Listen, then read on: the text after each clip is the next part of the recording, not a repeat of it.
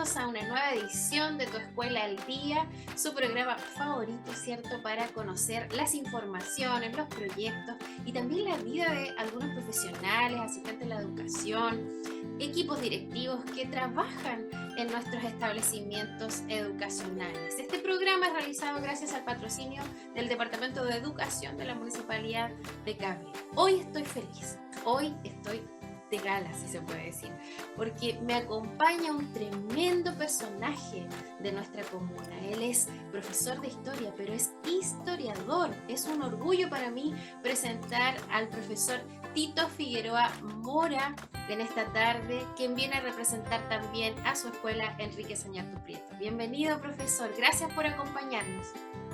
Muchas gracias por la invitación. También un saludo cordial para ti y para todos quienes nos están viendo. Sabemos que es importante tener una comunicación.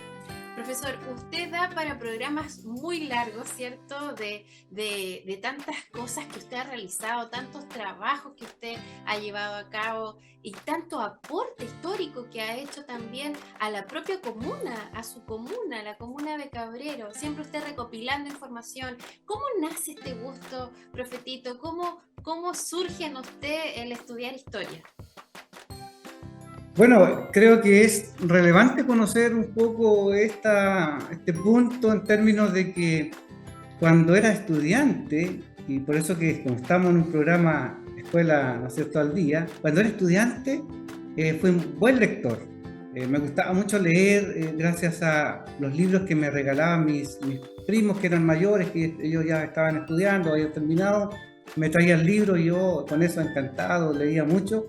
Y por ahí comencé a entrar en esto de la historia. De hecho, recuerdo que cuando era estudiante de la Escuela Enrique Sañartu Prieto, que en aquel tiempo no se llamaba así, sino que se llamaba Escuela Pública nomás, la número 68, recuerdo que mi profesora jefe, la profesora Nelly, ella me escribió en mi libreta de notas que era muy bueno o tenía muchas condiciones para estudiar historia. Y luego cuando terminé la educación básica y me fui a estudiar a Yumbel, al Liceo C70 de aquel tiempo. Allá tenía un profesor que era el profesor Alfonso del Chiver, y él era un profesor de historia muy entretenido y me siguió gustando más la historia y continué. De hecho, cuando terminé el liceo me fui a estudiar historia a la Universidad de Concepción y allí ya era mi sueño porque era el ambiente que a mí me gustaba. Me entré mucho en la biblioteca. Yo siempre he sido como un ratoncito de biblioteca, ¿no es cierto? Y eso es sobre todo en aquel tiempo donde no teníamos estas tecnologías que tenemos hoy día de las redes, de los medios digitales, de la informática, la computación. Era todo más escrito, por lo tanto, ese era un deleite para mí, estar en un lugar donde yo podía tener acceso directo a los libros, porque en las bibliotecas de las universidades de aquel tiempo uno llegaba a todos los estantes, o sea, poder recorrer los estantes, buscar un libro, hojearlo, sacar otro. No era así en las bibliotecas de las escuelas o liceos, que siempre estaban resguardados los libros. Hoy día no, con estos nuevos centros de recursos de aprendizaje que tienen las escuelas, también las estanterías están abiertas a los niños, por lo tanto ellos pueden ingresar con plena libertad para hojear y ver qué libros hay y cuáles les podrían gustar. Recuerdo que un gran profesor de historia que tuve en la universidad, Augusto Vivaldi Sichero, él me motivó porque era un historiador regional, me motivó mucho a seguir esa línea de trabajo en la región, por eso que siempre estudio la historia local y regional y participo de algunas instancias de ese nivel.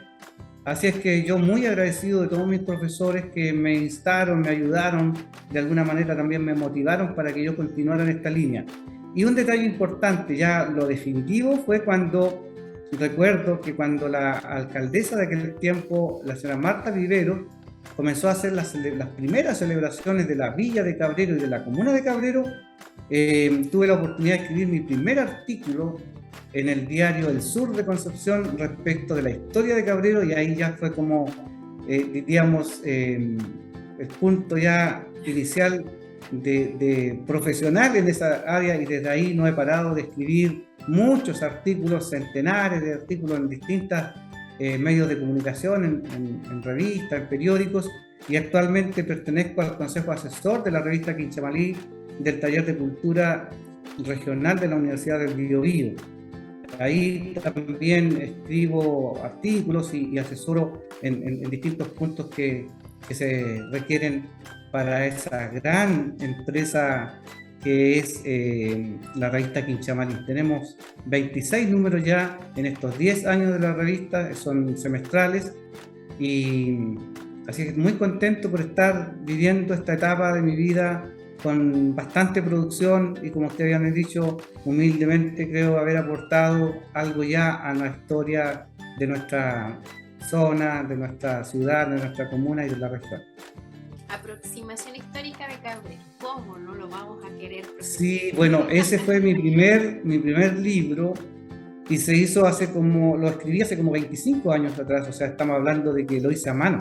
O sea, escribí todo el libro, lo hice manuscrito, corrigiendo, ¿no es cierto?, pasando en limpio. Tengo esos recuerdos todavía por ahí en mi biblioteca de aquel primer manuscrito que hice respecto de aquello. Costó bastante, porque en ese tiempo no teníamos los accesos a la información que tenemos hoy día, el acceso a las bibliotecas digitales, a los archivos digitales, o a escribir en un computador donde uno va ordenando muy bien y al instante las ideas. Antes era distinto, solo el lápiz, pasta y unas hojas que todavía guardo, como dije, nos permitía a nosotros avanzar en relatar la historia que estábamos estudiando. Así que fue con mucho esfuerzo, o sea, estamos hablando de hace 25 años que se escribió, costó sacarlo adelante a través de Cuadernos del Biobío, una iniciativa del profesor Alejandro Víquer Velázquez, un gran historiador regional, que es el director también del Taller de Cultura Regional de la Universidad del Biobío, del cual soy amigo. Así que hemos estado trabajando hace bastante tiempo juntos en distintas acciones que de alguna manera ayudan a ir difundiendo la historia de todas las comunidades de estas regiones de Ñuble y Biobío, que ahora están separadas, pero antiguamente eran una sola región. Y siempre digo que el río Itata une estas dos regiones, es el nexo natural de estas dos regiones que son hermanas. Así que creo que estoy contento de todo esto que hemos hecho. Hace unos días estaba revisando un catálogo bibliográfico que hizo Armando Cartes este año en 2 volúmenes, y aparecían todos los títulos relacionados con cada una de las comunas. Nosotros en nuestra comuna de Cabrero tenemos 7 títulos o estudios que dicen relación con nuestra zona, pero las comunas vecinas tienen sobre 40, por ejemplo, Tumbel tiene creo que 47, y así como otras comunas vecinas tienen muchos más títulos. Creo que ahí tenemos una deuda, a pesar de todo el esfuerzo que hemos hecho o que personalmente he hecho. Creo que tenemos una deuda en seguir trabajando para que aumente la bibliografía de nuestra querida comuna de Cabrero y sus alrededores también. Así es, profesor Tito, ¿no?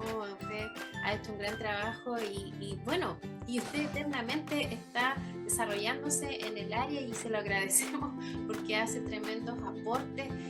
Su trabajo es silencioso, su trabajo es como parte de su personalidad, es así también.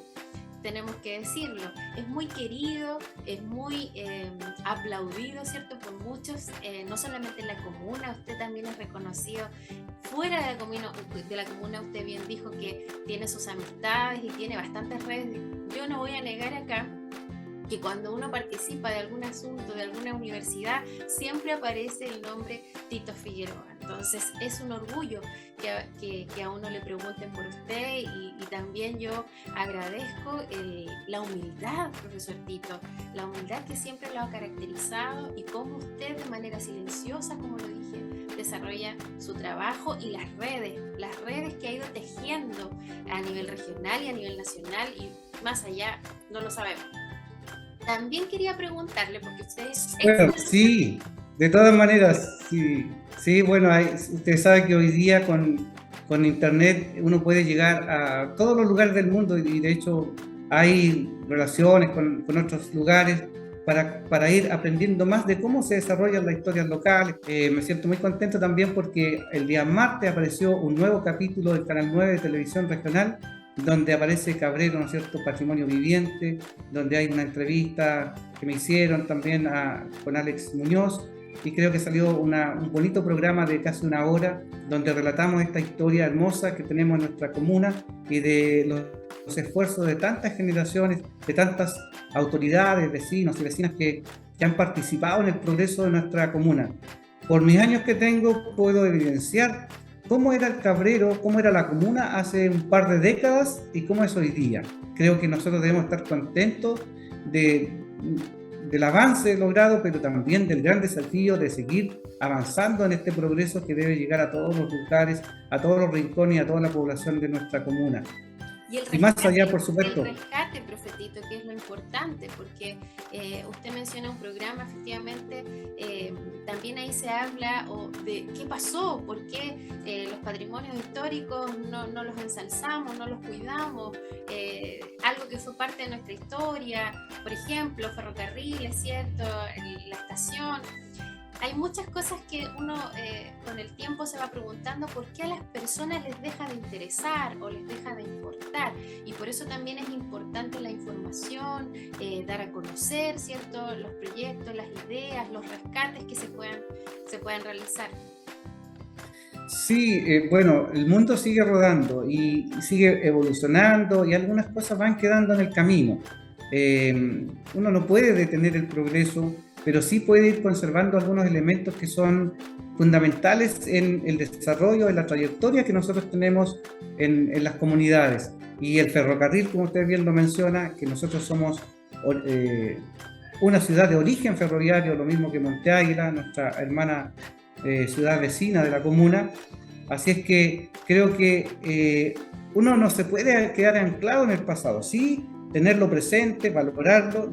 Hoy ya tenemos tantos servicios y beneficios que son de más fácil acceso, por eso el pasado tiene que ser vivido o recordado mejor con gratitud, el presente con mucha energía, con power, como se dice hoy día, porque es lo que necesitamos nosotros para sacar adelante tantos proyectos, tantas iniciativas, satisfacer tantas necesidades y problemáticas que pudieran afectar a nuestra comunidad.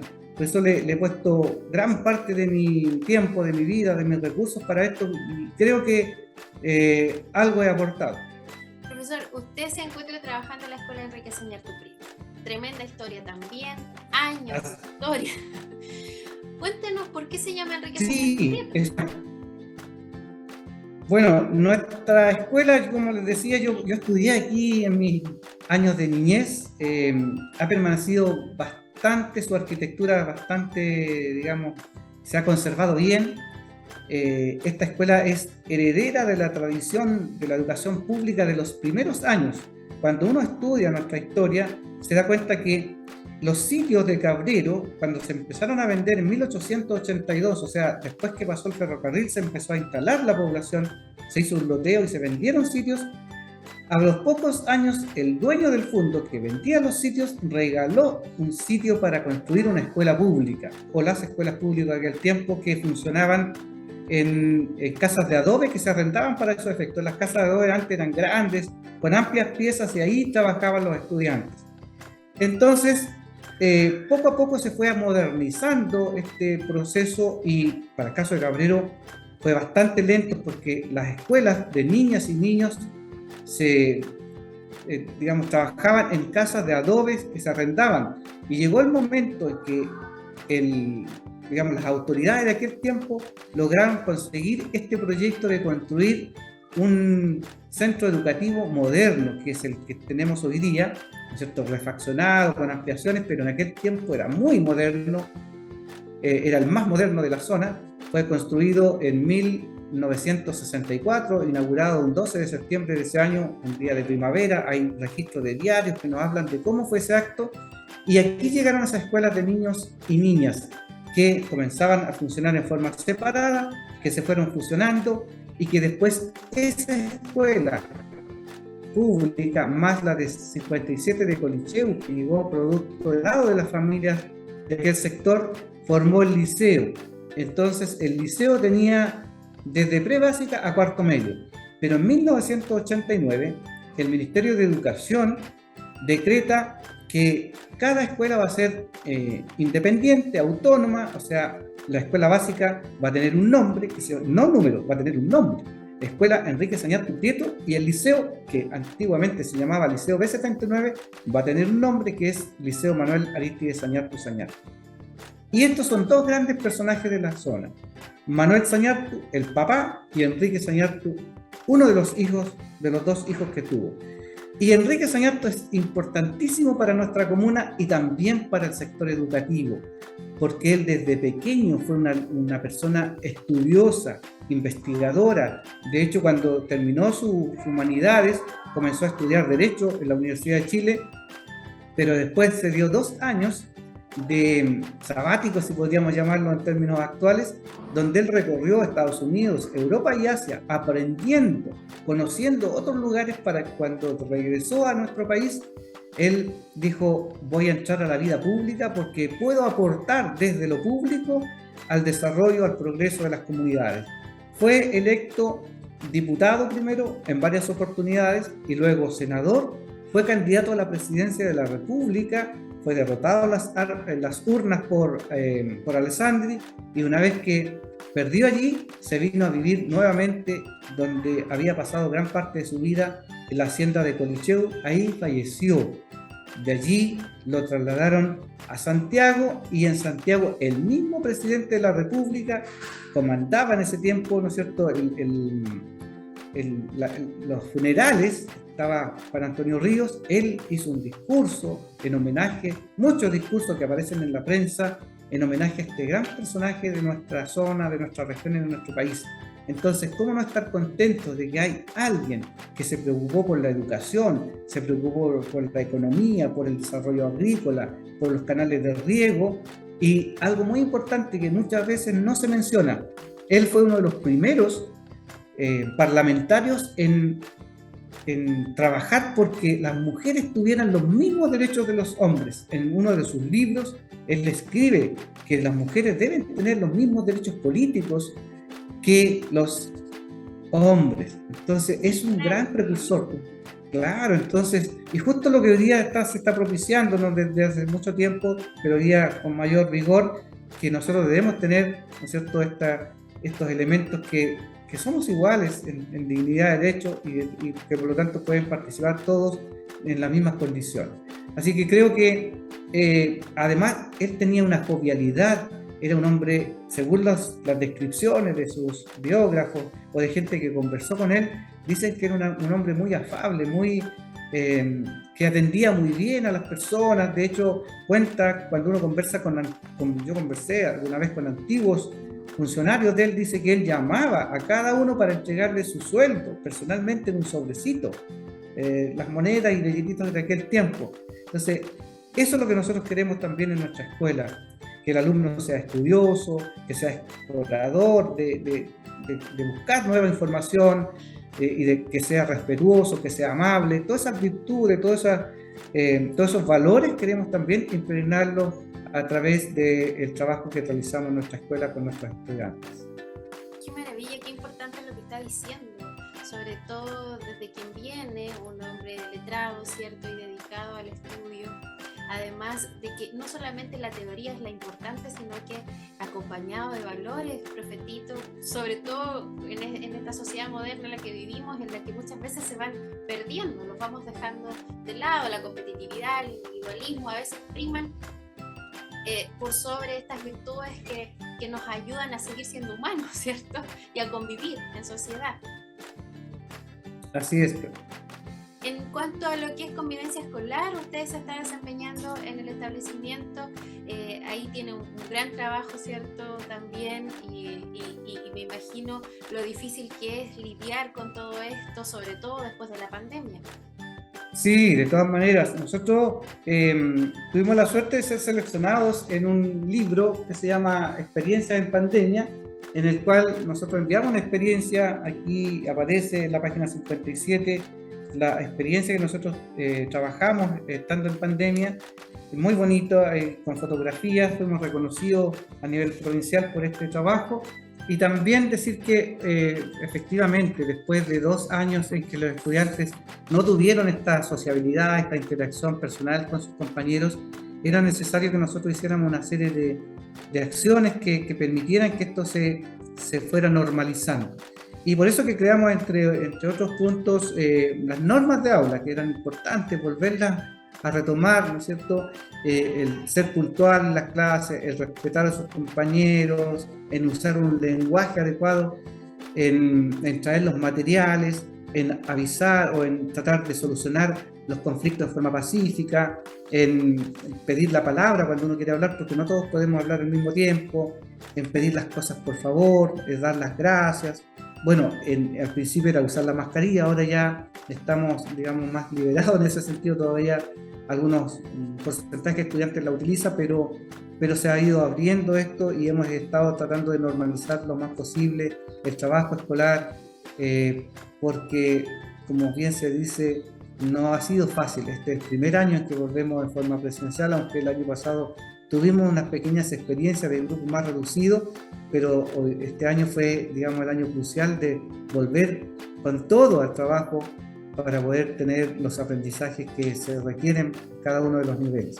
Y dentro de eso también decir que estamos nosotros, todos los funcionarios, con la mejor cercanía hacia los estudiantes, por eso es que nosotros, los encargados de convivencia, estamos comprometidos a estar siempre junto a los estudiantes, a los docentes, estar en patio, estar en terreno, tratando de apoyar, de conversar, de guiar a cada uno de los estudiantes que requieran este apoyo. Nosotros tenemos 560 estudiantes matriculados, tienen una buena asistencia y en general cuando uno va a los patios de los dos locales, la observa que están llenos de niños todos alegres, jugando, y eso es lo que a uno le hace sentir bien porque ve que ellos están disfrutando su recreo, su vida escolar y luego en las clases con estas normas seguirán aprendiendo para que tengan los mejores aprendizajes, terminen bien su año, su ciclo escolar de educación básica y puedan continuar sus estudios medios y en el futuro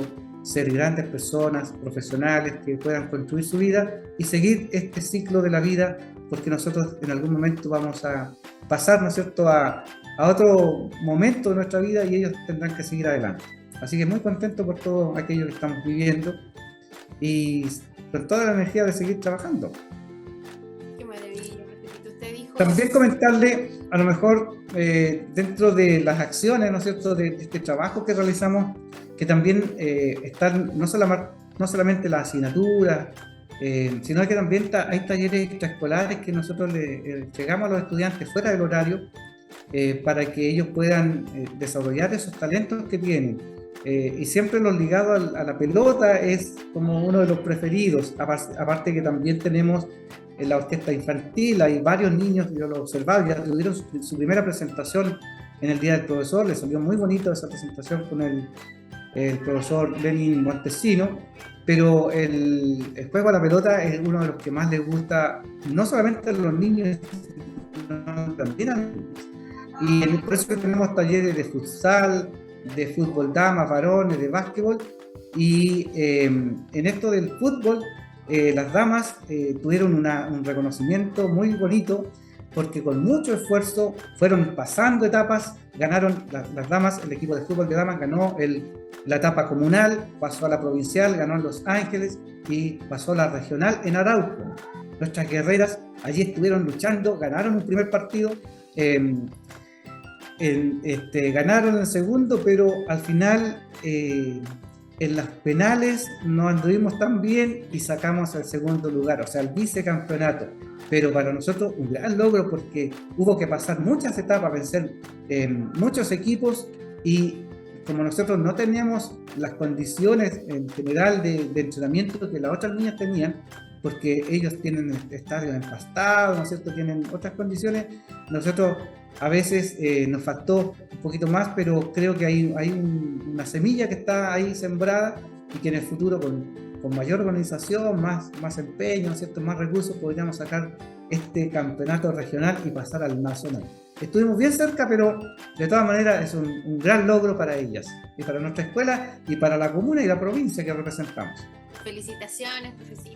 Eso es lo lindo y lo importante, ¿sí? Finalmente participar y tener esta motivación y que las jovencitas estén participando cada vez más en estas actividades y además de pasadita le dan el nombre, ¿cierto?, el renombre a su establecimiento y a la comuna.